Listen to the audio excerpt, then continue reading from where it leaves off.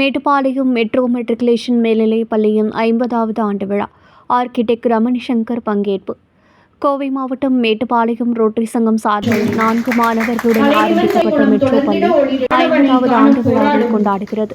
சுமார் 2000 மாணவ மாணவிகளுடன் வீரநடை போட்டு வருகின்றனர். மாநில அளவில் பல்வேறு சாதனைகள் மாணவ மாணவிகள் உருவாக்கி 100% தேர்ச்சி என்ற சாதனையை படைத்து வருகிறது மெட்ரோ மெட்ரிகுலேஷன் பள்ளி. பள்ளியின் 50வது ஆண்டு விழா மெட்ரோ பள்ளி தலைவரங்கில் நடைபெற்றது. பள்ளிக்குழு தலைவர் தியாகராஜன் தலைமை தாங்கி பள்ளியின் 50 ஆண்டு கால வளர்ச்சிகளை நினைவு கூர்ந்தார். மேட்டுப்பாளையம் ரோட்டரி சங்க தலைவர் செல்வம், செயலாளர் ஸ்ரீனிவாசன், பொருளாளர் சஞ்சய் ஆகியோர் முன்னிலை வகித்தனர். பள்ளி தாளாளர் சுத்துராம் பாபு வரவேற்று பேசினார்.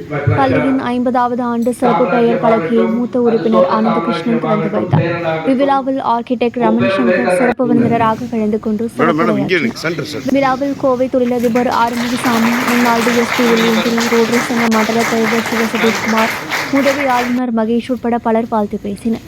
இவ்விழாவில் மேட்டுப்பாளையம், சிறுமுகை, காரமடை ஆகிய பகுதிகளைச் சேர்ந்த ரோட்டரி சங்க நிர்வாகிகள், மேட்டுப்பாளையம் பகுதியைச் சேர்ந்த சமூக சேவை நிறுவனங்கள், பொதுநல அமைப்புகளின் நிர்வாகிகள் மற்றும் பள்ளி ஆசிரியர்கள் கலந்து கொண்டனர். முடிவில் முதல்வர் சுலோச்சனா நன்றி கூறினார் என்பது குறிப்பிடத்தக்கது.